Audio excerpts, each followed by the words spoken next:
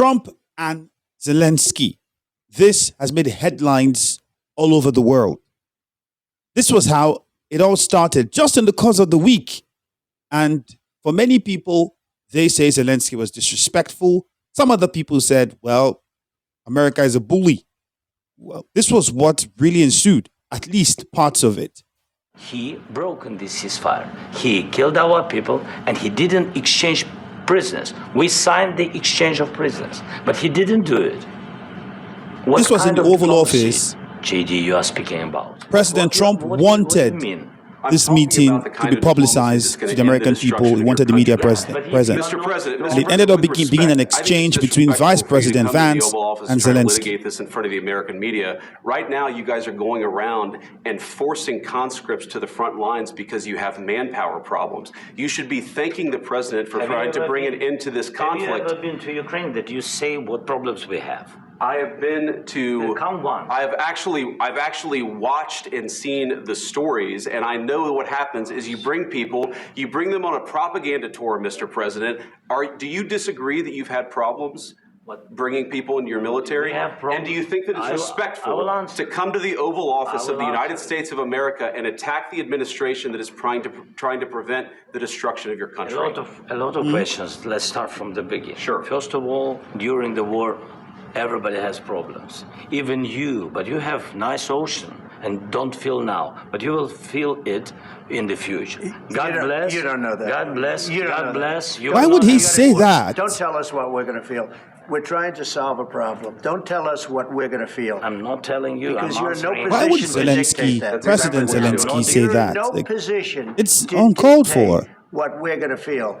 We're going to feel very you will good. Feel influenced. We're going to feel very good and very so, like, strong. almost wishing that You're the right war, now not in a very good would get to position. America. You've allowed You yourself came to be the negotiate first man peace. in the beginning, and he happens to be right about From the it. very beginning confused. of the war. I am You're not in a good confused. position. You don't have the cards right now. With us, you start having not playing cards. cards. But right now, you don't. I'm very You're playing serious, cards. Mr. President. You're I'm playing very cards. serious. You're gambling I'm the with the president lives in of war. millions of people. You think- You're gambling with World War III. what do you You're think gambling about? with What do you World think War about? III. And what you're doing is very disrespectful to the country, this country. That's with back all to you. respect to your Far country. more than a lot of people said. I think I need to pause it there. I'm in shock to some degree. I've heard a lot of people say plenty of stuff about this. It's been all over the news.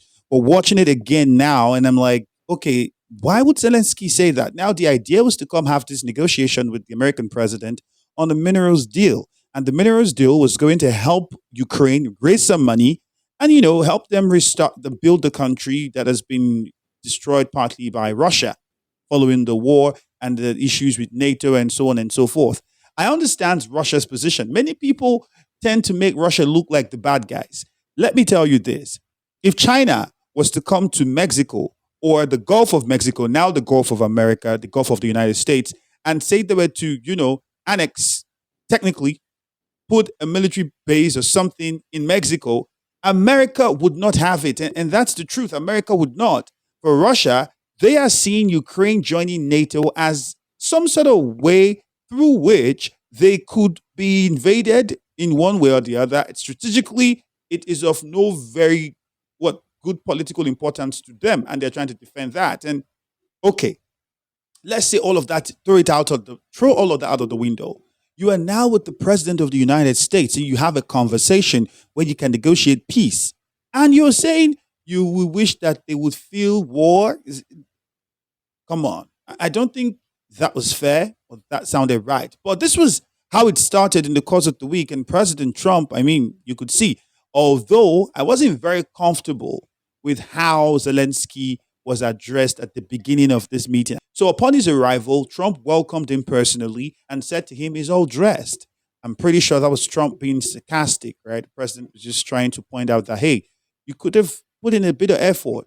And then he came into the Oval Office during the meeting. And during the meeting, you then had one of the guys in the Oval Office, I think an aide, asking President Zelensky why he's dressed the way he's dressed, why he's not wearing a suit, the way he is dressed is disrespectful to the American people. Who says that?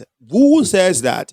Who? Have you seen how Elon dresses to the Oval Office? Have you seen Elon with the baseball hat or cap and a jacket, freaking jacket, the t-shirt under it, and then carrying his son on the shoulder, and you are addressing the media in the Oval Office with the president seated next to you. Come on. And then some, I think America, when they say America is a bully, I'm tempted to say yes, because what we saw with Zelensky to some degree was America just telling you, we are the power, we are the big boys, we are it. But here is where the twist happened. President Trump then addressed Congress earlier in the day, okay? And even though this meeting at the Oval Office didn't go as planned, the president was upset, felt like he was disrespected and American people were disrespected. He also kept the window open to say if he's ready to talk, if he comes down as President Zelensky and is ready to talk, he's willing to listen. And upon his appearance at Congress, while he was addressing the whole House, this was what he then said. It was a letter that was written by President Zelensky. So remember, Trump had promised to put an end to the Russia-Ukraine war as quickly as possible because he was fed up seeing too many people die. Now, this was what that letter read. He read out the letter during the joint session of Congress. In Ukraine, millions of Ukrainians and Russians have been needlessly killed or wounded in this horrific and brutal conflict with no end in sight. The United States has sent hundreds of billions of dollars to support Ukraine's defense with no security, with no anything. I think it's fair to say America has actually done the most, even more than Europe, who should be giving more money and more support to Ukraine.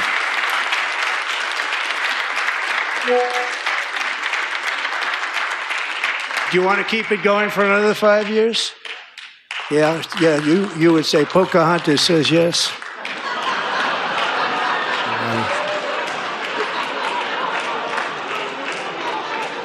President Trump is something else. But I like him. 2,000 people are being killed every single week. More than that. They're Russian young people. They're Ukrainian young people. They're not Americans. But I want it to stop. Meanwhile, Europe has sadly spent more money buying Russian oil and gas than they have spent on defending Ukraine. And that's by true. far. Think of that. Check the numbers. America They've is spent giving out more the most buying money, Russian weapons, oil and gas and than support. they have defending. And we've spent perhaps $350 billion like taking candy from a baby. That's Does what all happened. that money really go to the And war? they've spent Because there's a $100 narrative. billion. It's What a possible difference that that it's is. also And a we way have to an put our ocean funds for other separating users. us, and they don't. But we're getting along very well with them, and lots of good things are happening. Biden has authorized more money in this fight than Europe has spent by billions and billions of dollars. It's hard to believe that they wouldn't have stopped it and said at some point, come on, let's equalize. You got to be equal to us. But that didn't happen.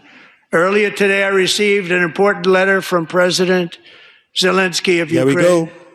The letter reads, Ukraine is ready to come to the negotiating table as soon as possible to bring lasting peace closer.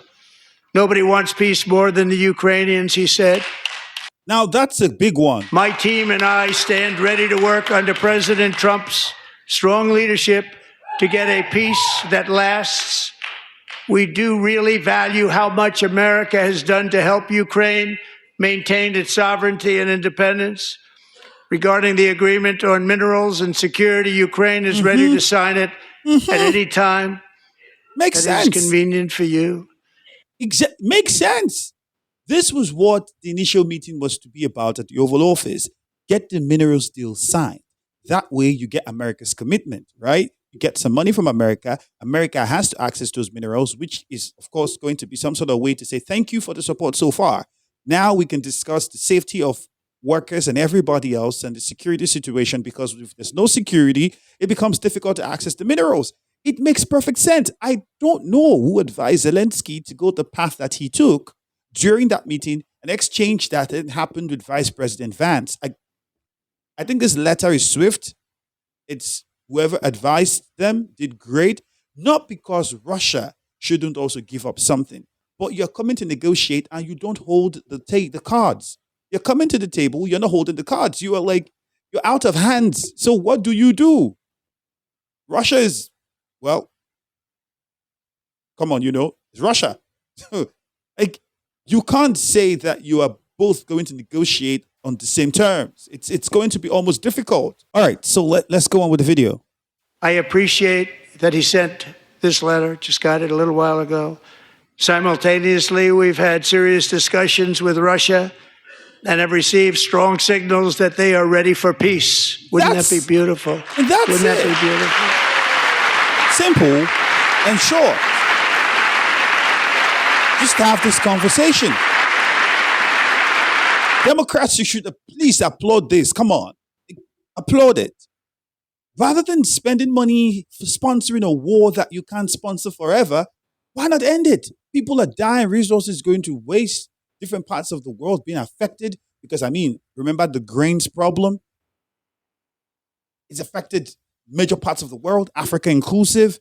So, yeah, I think it's a big one. And congratulations to the Trump administration. I hope this goes through and nothing changes overnight. Tell me what you think in the comment section.